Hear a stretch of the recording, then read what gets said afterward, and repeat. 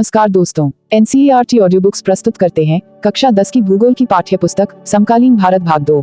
प्रस्तुत है इस पुस्तक का पहला अध्याय, संसाधन एवं विकास। क्या आप उन वस्तुओं का नाम बता सकते हैं जो गांवों और शहरों में हमारे जीवन को आराम पहुंचाते हैं? ऐसी वस्तुओं की एक सूची तैयार करें और इनको बनाने में प्रयोग होने वाले पदार्थों का नाम बताएं। हमारे पर्यावरण में उपलब्ध प्रत्येक वस्तु जो हमारी आवश्यकताओं को पूरा करने में प्रयुक्त की जा सकती है और जिसको बनाने के लिए प्रौद्योगिकी उपलब्ध है, जो आर्थिक रूप से संभाव्य और सांस्कृतिक रूप से मान्य है, एक संसाधन है। हमारे पर्यावरण में उपलब्ध वस्तुओं की रूपांतरण प्रक्रिया प्रकृति, प्रौद्योगिकी और संस्थाओं के पारस्परिक क्रियात्मक संबंध में निहित है। मानव प्रौद्योगिकी द्वारा प्रकृति के साथ क्रिया करते हैं और अपने आर्थिक विकास की गति को तेज करने के लिए संस्थाओं का निर्माण करते हैं। क्या आप भी अन्य बहुत से लोगों की तरह संसाधनों को प्राकृतिक उपहार समझते हैं? ऐसा नहीं है। संसाधन मानवीय क्रियाओं का परिणाम है। मानव स्वयं संसाधनों का महत्वपूर्ण हिस्सा हैं। वे पर्यावरण में पाए जाने वाले पदार्थों को संसाधनों में परिवर्तित करते हैं तथा उन्हें प्रयोग करते हैं। इन संसाधनों का वर्गीकरण निम्न प्रकार से किया जा सकता है: क, उत्पत्ति के आधार पर, जैव और अजैव। ख, समाप्यता के आधार पर, नवीकरण योग्य और अनवीकरण योग्य। ग, स्वामित्व के आधार पर, व्यक्तिगत, सामुदायिक, राष्ट्रीय और अंतर्राष्ट्रीय। घ, विकास के स्तर के आधार पर, संभावी, विकसित भंडार और संचित कोश। संसाधनों के प्रकार, उत्पत्ति के आधार पर, जैव संसाधन। इन संसाधनों की प्राप्ति जीवमंडल से होती है और इनमें जीवन व्याप्त है, जैसे मनुष्य, वनस्पति जात, प्राणी जात, मत्स्य जीवन, पशुधन आदि। अजैव संसाधन, वे सारे संसाधन जो निर्जीव वस्तुओं से बने हैं, अजैव संसाधन कहलाते हैं। उदाहरणार्थ, चट्टानें और धातुएं। समाप्यता के आधार पर, नवीकरण योग्य संसाधन, वे संसाधन जिन्हें भौतिक, रासायनिक या यांत्रिक प्रक्रियाओं द्वारा नवीकृत या पुनः उत्पन्न किया जा सकता है, उन्हें नवीकरण योग्य अथवा पुनः पूर्ति योग्य संसाधन कहा जाता है। उदाहरणार्थ, सौर तथा पवन ऊर्जा, जल, वन व वन्य जीवन। इन संसाधनों को सतत अथवा प्रवाह संसाधनों में विभाजित किया गया है। अनवीकरण योग्य संसाधन, इन संसाधनों का विकास एक लंबे भूवैज्ञानिक अंतराल में होता है। खनिज और जीवाश्म ईंधन इस प्रकार के संसाधनों के उदाहरण हैं। इनके बनने में लाखों वर्ष लग जाते हैं। इनमें से कुछ संसाधन जैसे धातुएं पुनः चक्रीय हैं और कुछ संसाधन जैसे जीवाश्म ईंधन अचक्रीय हैं, वह एक बार के प्रयोग के साथ ही खत्म हो जाते हैं।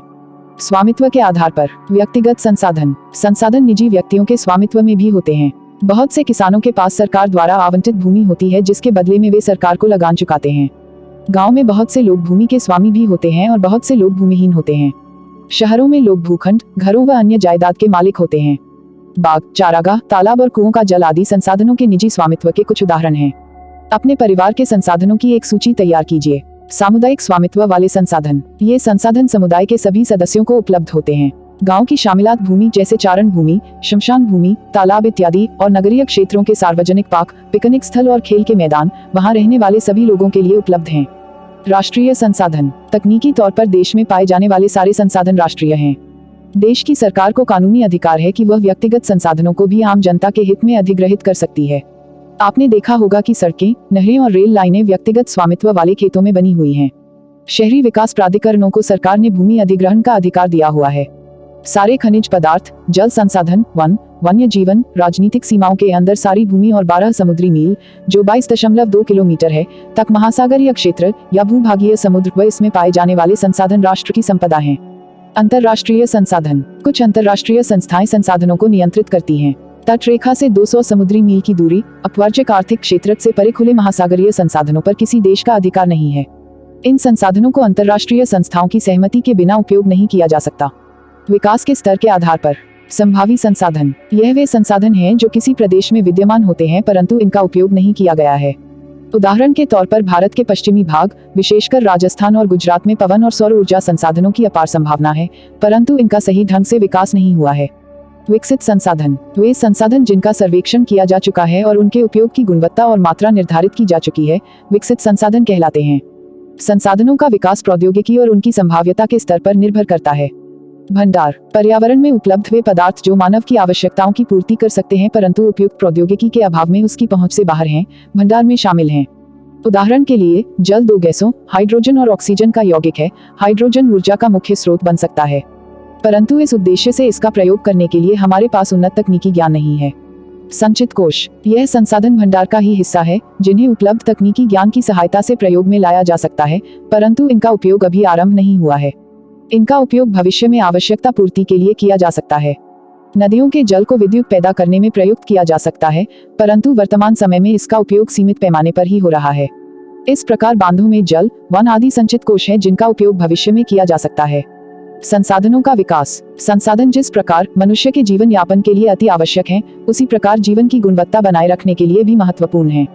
ऐसा विश्वास किया जाता था कि संसाधन प्रकृति की देन है, परिणामस्वरूप मानव ने इनका अंधाधुंध उपयोग किया है, जिससे निम्नलिखित मुख्य समस्याएं पैदा हो गई हैं। कुछ व्यक्तियों के लालचवश संसाधनों का ह्रास। संसाधन समाज के कुछ ही लोगों के हाथ में आ गए हैं, जिससे समाज दो हिस्सों संसाधन संपन्न एवं संसाधनहीन अर्थात अमीर और गरीब में बंट गया। संसाधनों के अंधाधुंध शोषण से वैश्विक पारिस्थितिकी संकट पैदा हो गया है, जैसे भूमंडलीय तापन, ओजोन परत अवक्षय, पर्यावरण प्रदूषण और भूमि निम्नीकरण आदि हैं। मानव जीवन की गुणवत्ता और विश्व शांति बनाए रखने के लिए संसाधनों का समाज में न्यायसंगत बंटवारा आवश्यक हो गया है।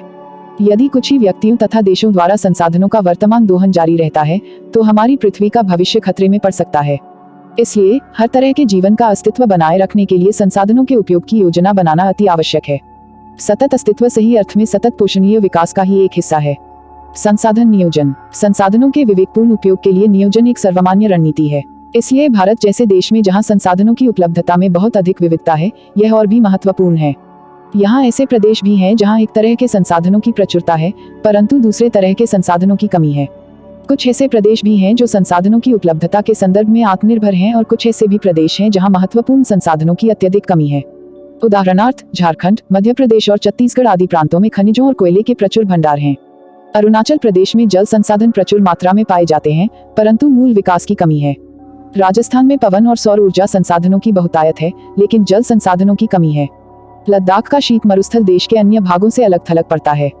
यह प्रदेश सांस्कृतिक विरासत का धनी है, परंतु यहाँ जल, आधारभूत अवसंरचना तथा कुछ महत्वपूर्ण खनिजों की कमी है। इसलिए राष्ट्रीय, प्रांतीय, प्रादेशिक और स्थानीय स्तर पर संतुलित संसाधन नियोजन की आवश्यकता है। भारत में संसाधन नियोजन। संसाधन नियोजन एक जटिल प्रक्रिया है, जिसमें निम्नलिखित सोपान हैं। क, देश के विभिन्न प्रदेशों में संसाधनों की पहचान कर उनकी तालिका बनाना। इस कार्य में क्षेत्रीय सर्वेक्षण, मानचित्र बनाना और संसाधनों का गुणात्मक एवं मात्रात्मक अनुमान लगाना व मापन करना है।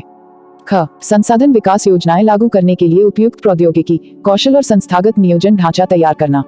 ग, संसाधन विकास योजनाओं और राष्ट्रीय विकास योजना में समन्वय स्थापित करना। स्वाधीनता के बाद भारत में संसाधन नियोजन के उद्देश्य की पूर्ति के लिए प्रथम पंचवर्षीय योजना से ही प्रयास किए गए। किसी क्षेत्र के विकास के लिए संसाधनों की उपलब्धता एक आवश्यक शर्त है, परंतु प्रौद्योगिकी और संस्थाओं में तज्ञरूपी परिवर्तनों के अभाव में मात्र संसाधनों की उपलब्धता से ही विकास संभव नहीं है। देश में बहुत से क्षेत्र हैं जो संसाधन समृद्ध होते हुए भी आर्थिक रूप से पिछड़े प्रदेशों की गिनती में आते हैं। इसके विपरीत कुछ ऐसे प्रदेश भी हैं जो संसाधनों की कमी होते हुए भी आर्थिक रूप से विकसित हैं। उपनिवेशन का इतिहास हमें बताता है कि उपनिवेशों में संसाधन संपन्न प्रदेश विदेशी आक्रमणकारियों के लिए मुख्य आकर्षण रहे हैं। उपनिवेशकारी देशों ने बेहतर प्रौद्योगिकी के सहारे उपनिवेशों के संसाधनों का शोषण किया तथा उन पर अपना आधिपत्य स्थापित किया। अतः संसाधन किसी प्रदेश के विकास में तभी योगदान दे सकते हैं जब वहां उपयुक्त प्रौद्योगिकी विकास और संस्थागत परिवर्तन किए जाएं। उपनिवेशन के विभिन्न चरणों में भारत ने इन सब का अनुभव किया है।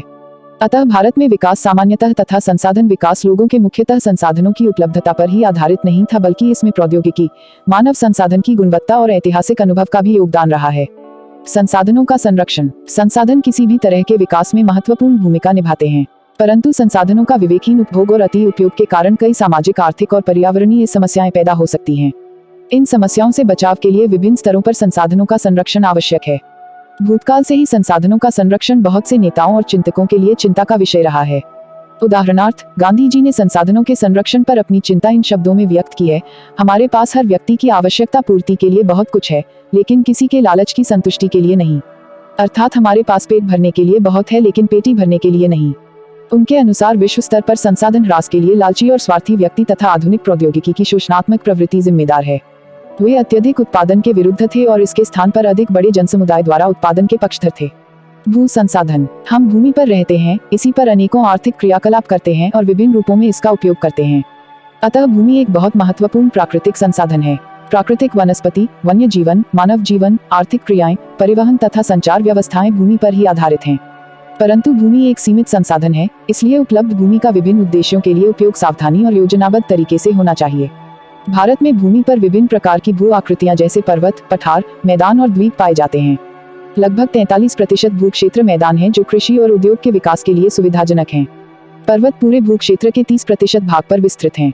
वे कुछ बारहमासी नदियों के प्रवाह को सुनिश्चित करते हैं, पर्यटन विकास के लिए अनुकूल परिस्थितियां प्रदान करता है और पारिस्थितिकी के लिए महत्वपूर्ण है। देश के क्षेत्रफल का लगभग 27% हिस्सा पठारी क्षेत्र है। इस क्षेत्र में खनिजों, जीवाश्म ईंधन और वनों का अपार संचय कोष है। भू उपयोग। भू संसाधनों का उपयोग निम्नलिखित उद्देश्यों से किया जाता है। पहला, वन। दूसरा, कृषि के लिए अनुपलब्ध भूमि। बंजर तथा कृषि अयोग्य भूमि। ब, गैर कृषि प्रयोजनों में लगाई गई भूमि, जैसे इमारतें, सड़क, उद्योग इत्यादि। तीसरा, परती भूमि के अतिरिक्त अन्य कृषि अयोग्य भूमि। स्थायी चरागाहें तथा अन्य गोचर भूमि। ब, विविध वृक्षों, वृक्ष फसलों तथा उपवनों के अधीन भूमि जो शुद्ध बोए गए क्षेत्र में शामिल नहीं है। स, कृषि योग्य बंजर भूमि जहां 5 से अधिक वर्षों से खेती न की गई हो। चौथा, परती भूमि। वर्तमान परती जहां एक कृषि वर्ष या उससे कम समय से खेती न की गई हो। ब, वर्तमान परती भूमि के अतिरिक्त अन्य परती भूमि या पुरातन परती जहां से 5 कृषि वर्ष से खेती न की गई हो। पांचवा, शुद्धक या निवल बोया गया क्षेत्र। एक कृषि वर्ष में एक बार से अधिक बोए गए क्षेत्र को शुद्धक या निवल बोए गए क्षेत्र में जोड़ दिया जाए तो वह सकल कृषित क्षेत्र कहलाता है। भारत में भू उपयोग प्रारूप। भू उपयोग को निर्धारित करने वाले तत्वों में भौतिक कारक जैसे भू आकृति, जलवायु और मृदा के प्रकार तथा मानवीय कारक जैसे जनसंख्या घनत्व, प्रौद्योगिक क्षमता, संस्कृति और परंपराएं इत्यादि शामिल हैं। भारत का कुल भौगोलिक क्षेत्रफल 32.8 लाख वर्ग किलोमीटर है, परंतु इसके 93% भाग के ही भू उपयोग आंकड़े उपलब्ध हैं क्योंकि पूर्वोत्तर प्रांतों में असम को छोड़कर अन्य प्रांतों के सूचित क्षेत्र के बारे में जानकारी उपलब्ध नहीं है। इसके अलावा जम्मू और कश्मीर में पाकिस्तान और चीन अधिकृत क्षेत्रों के भूमि उपयोग का सर्वेक्षण भी नहीं हुआ है। स्थायी चरागाहों के अंतर्गत भी भूमि कम हुई है। पशुधन की इतनी बड़ी संख्या के लिए चारा उपलब्ध कराने में कैसे समर्थ होंगे और इसके क्या परिणाम होंगे। वर्तमान परती भूमि के अतिरिक्त अन्य परती भूमि अनुपजाऊ हैं और इन पर फसलें उगाने के लिए कृषि लागत बहुत ज्यादा है। अतः इस भूमि में 2 या 3 वर्षों में इनको 1 या 2 बार बोया जाता है और यदि इसे शुद्धक निवल बोए गए क्षेत्र में शामिल कर लिया जाता है तब भी भारत के कुल सूचित क्षेत्र के लगभग 54% हिस्से पर ही खेती हो सकती है। शुद्धक निवल बोए गए क्षेत्र का प्रतिशत भी विभिन्न राज्यों में भिन्न भिन्न है। पंजाब और हरियाणा में 80% भूमि पर खेती होती है, परंतु अरुणाचल प्रदेश, मिजोरम, मणिपुर और अंडमान निकोबार द्वीप समूह में 10% से भी कम क्षेत्र बोया जाता है। हमारे देश में राष्ट्रीय वन नीति 1952 द्वारा निर्धारित वनों के अंतर्गत 33% भौगोलिक क्षेत्र वांछित हैं, जिसकी तुलना में वन के अंतर्गत क्षेत्र काफी कम है। वन नीति द्वारा निर्धारित यह सीमा पारिस्थितिकी संतुलन बनाए रखने के लिए आवश्यक है। वन क्षेत्रों के आसपास रहने वाले लाखों लोगों की आजीविका इस पर निर्भर करती है। भू उपयोग का एक भाग बंजर भूमि और दूसरा गैर कृषि प्रयोजनों में लगाई गई भूमि कहलाता है। बंजर भूमि में पहाड़ी चट्टानें, सूखी और मरुस्थलीय भूमि शामिल हैं। गैर कृषि प्रयोजनों में लगाई भूमि में बस्तियां, सड़कें, रेल लाइन, उद्योग इत्यादि आते हैं। लंबे समय तक लगातार भूमि संरक्षण और प्रबंधन की अवहेलना करने एवं लगातार भू उपयोग के कारण भू संसाधनों का निम्नीकरण हो रहा है। इसके कारण समाज और पर्यावरण पर गंभीर आपदा आ सकती है। भूमि निम्नीकरण और संरक्षण उपाय। भूमि एक ऐसा संसाधन है जिसका उपयोग हमारे पूर्वज करते आए हैं तथा भावी पीढ़ी भी इसी भूमि का उपयोग करेगी। हम भोजन, मकान और कपड़े की अपनी मूल आवश्यकताओं का 95% भाग भूमि से प्राप्त करते हैं। मानव कार्यकलापों के कारण न केवल भूमि का निम्नीकरण हो रहा है बल्कि भूमि को नुकसान पहुंचाने वाली प्राकृतिक ताकतों को भी बल मिला है। इस समय भारत में लगभग 13 करोड़ हेक्टेयर भूमि निम्नीकृत है। इसमें से लगभग 28% भूमि निम्नीकृत वनों के अंतर्गत है, 56% क्षेत्र जल अपर्दित है और शेष क्षेत्र लवणीय और क्षारीय है। कुछ मानव क्रियाओं जैसे वनोन्मूलन, अति पशुचारण, खनन ने भी भूमि के निम्नीकरण में मुख्य भूमिका निभाई है।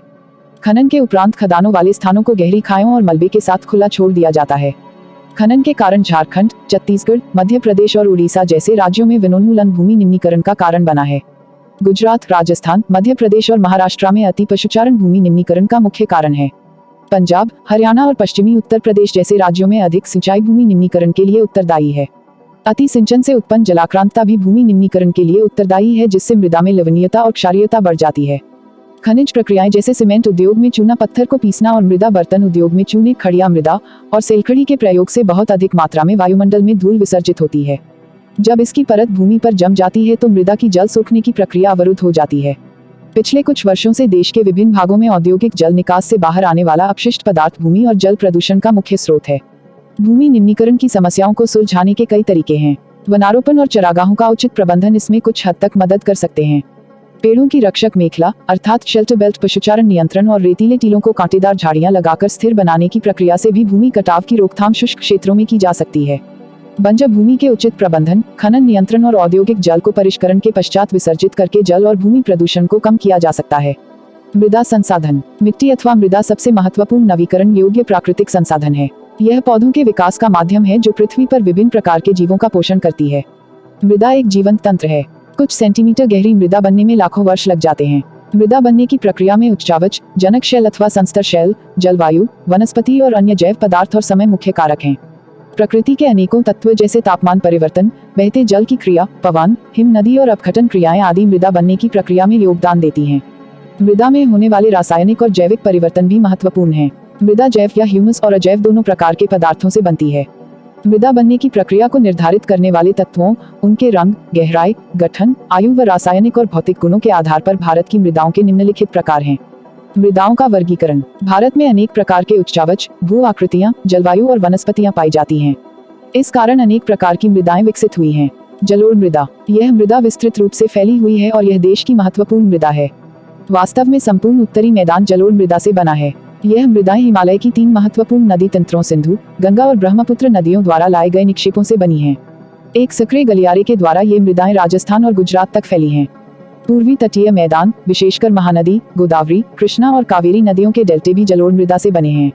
जलोढ़ मृदा में रेत, सिल्ट और मृत्तिका के विभिन्न अनुपात पाए जाते हैं। जैसे हम नदी के मुहाने से घाटी में ऊपर की ओर जाते हैं, मृदा के कणों का आकार बढ़ता चला जाता है। नदी घाटी के ऊपरी भाग में, जैसे ढाल भंग के समीप मोटे कण वाली मृदाएं पाई जाती हैं। ऐसी मृदाएं पर्वतों की तलहटी पर बने मैदानों जैसे द्वार, चौक क्षेत्र और तराई में आमतौर पर पाई जाती है। कणों के आकार या घटकों के अलावा मृदाओं की पहचान उनकी आयु से भी होती है। आयु के आधार पर जलोढ़ मृदाएं 2 प्रकार की हैं। पुराना जलोढ़ अर्थात बांगर और नया जलोढ़ अर्थात खादर। बांगर मृदा में कंकर, ग्रंथियों की मात्रा ज्यादा होती है। खादर मृदा में बांगर मृदा की तुलना में ज्यादा महीन कण पाए जाते हैं। जलोढ़ मृदाएं बहुत उपजाऊ होती हैं। अधिकतर जलोढ़ मृदाएं पोटाश, फास्फोरस और चूनायुक्त होती हैं, जो इनको गन्ने, चावल, गेहूं और अन्य अनाजों और दलहन फसलों की खेती के लिए उपयुक्त बनाती है। अधिक उपजाऊपन के कारण जलोढ़ मृदा वाले क्षेत्रों में गहन कृषि की जाती है और यहाँ जनसंख्या घनत्व भी अधिक है। सूखे क्षेत्रों की मृदाएं अधिक क्षारीय होती हैं। इन मृदाओं का सही उपचार और सिंचाई करके इनकी पैदावार बढ़ाई जा सकती है। काली मृदा। इन मृदाओं का रंग काला है और इन्हें रेगह मृदाएं भी कहा जाता है। काली मृदा कपास की खेती के लिए उचित समझी जाती है और काली कपास मृदा के नाम से भी जाना जाता है। यह माना जाता है कि जलवायु और जनक शैलों ने काली मृदा के बनने में महत्वपूर्ण योगदान दिया है। इस प्रकार की मृदाएं दक्कन पठार, बेसाल्ट क्षेत्र के उत्तर पश्चिमी भागों में पाई जाती हैं और लावा जनक शैलों से बनी है। ये मृदाएं महाराष्ट्र, सौराष्ट्र, मालवा, मध्य प्रदेश और छत्तीसगढ़ के पठार पर पाई जाती हैं और दक्षिण पूर्वी दिशा में गोदावरी और कृष्णा नदियों की घाटियों तक फैली हैं। काली मृदा बहुत महीन कणों अर्थात मृत्तिका से बनी है। इसकी नमी धारण करने की क्षमता बहुत होती है। इसके अलावा ये मृदाएं कैल्शियम कार्बोनेट, मैग्नीशियम, पोटाश और चूने जैसे पौष्टिक तत्वों से परिपूर्ण होती हैं, परंतु इनमें फास्फोरस की मात्रा कम होती है। गर्म और शुष्क मौसम में इन मृदाओं में गहरी दरारें पड़ जाती हैं, जिससे इनमें अच्छी तरह वायु मिश्रण हो जाता है। गीली होने पर ये मृदाएं चिपचिपी हो जाती है और इनको जोतना मुश्किल होता है। इसलिए इसकी जुताई मानसून प्रारंभ होने की पहली बौछार से ही शुरू कर दी जाती है। लाल और पीली मृदा। लाल मृदा दक्कन पठार के पूर्वी और दक्षिणी हिस्सों में रवेदार आग्नेय चट्टानों पर कम वर्षा वाले भागों में विकसित हुई है।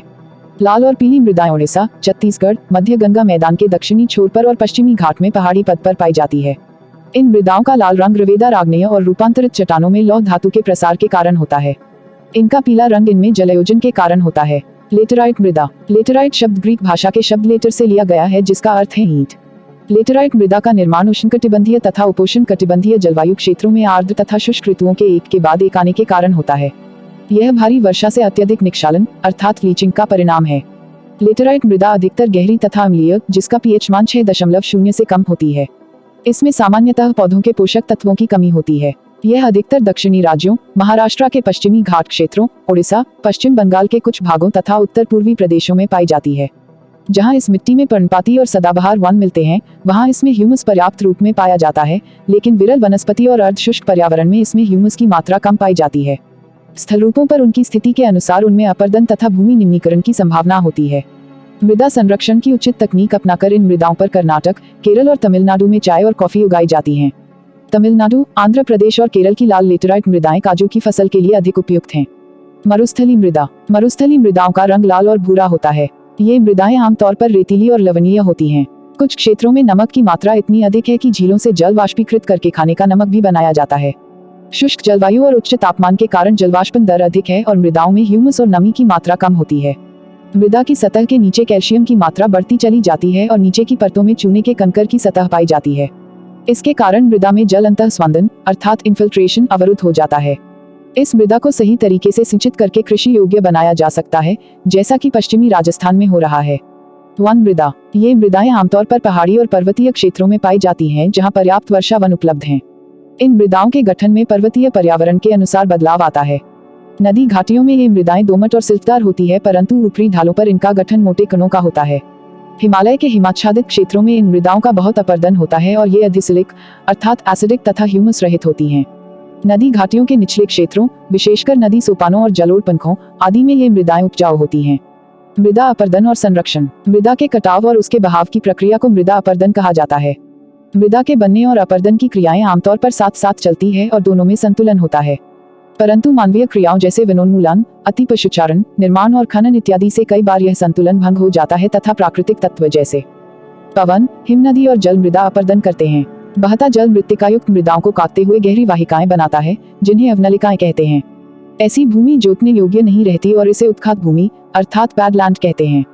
चंबल बेसिन में ऐसी भूमि को खड अर्थात प्रवीण भूमि कहा जाता है। कई बार जल विस्तृत क्षेत्र को ढके हुए ढाल के साथ नीचे की ओर बहता है। ऐसी स्थिति में इस क्षेत्र को ऊपरी मृदा घुलकर जल के साथ बह जाती है। इसे चादर अपर्दन अर्थात शीट इरोजन कहा जाता है। पवन द्वारा मैदान अथवा ढालू क्षेत्र से मृदा को उड़ा ले जाने की प्रक्रिया को पवन अपर्दन कहा जाता है। कृषि के गलत तरीकों से भी मृदा अपर्दन होता है। गलत ढंग से हल चलाने जैसे ढाल पर ऊपर से नीचे की ओर हल चलाने से वाहिकाएं बन जाती हैं, जिसके अंदर से बहता पानी आसानी से मृदा का कटाव करता है। ढाल वाली भूमि पर समोच्च रेखाओं के समानांतर हल चलाने से ढाल के साथ जल बहाव की गति घटती है। इसे समोच्च जुताई अर्थात कॉन्टो प्लाउइंग कहा जाता है। ढाल वाली भूमि पर सोपान बनाए जा सकते हैं। सोपान कृषि अपर्दन को नियंत्रित करती है। पश्चिमी और मध्य हिमालय में सोपान अथवा सीढ़ीदार कृषि काफी विकसित है। बड़े खेतों को पट्टियों में बांटा जाता है। फसलों के बीच में घास की पट्टियां उगाई जाती हैं। ये पवनों द्वारा जनित बल को कमजोर करती हैं। इस तरीके को पट्टी कृषि अर्थात स्ट्रिप फार्मिंग कहते हैं। पेड़ों को कतारों में लगाकर रक्षक अर्थात शेल्टर बेल्ट मेखला बनाना भी पवनों की गति कम करता है। इन रक्षक पट्टियों का पश्चिम भारत में रेत के टीलों के स्थायीकरण में महत्वपूर्ण योगदान रहा है। आपसे अनुरोध है कि इस ऑडियो बुक को ज्यादा से ज्यादा शेयर करें। इस ऑडियो बुक से संबंधित यदि कोई शिकायत या सुझाव हो तो आप हमें कमेंट बॉक्स में जरूर लिखें। आपकी प्रतिक्रिया हमारे लिए अति महत्वपूर्ण है ताकि हम आपके लिए इस ऑडियो बुक को और भी बेहतर बना सकें। अब हम आपसे मिलेंगे इसी पाठ्यपुस्तक के अगले अध्याय में। तब तक के लिए खुश रहिए, मस्त रहिए और खूब मन लगाकर पढ़ाई कीजिए। जय हिंद, जय भारत।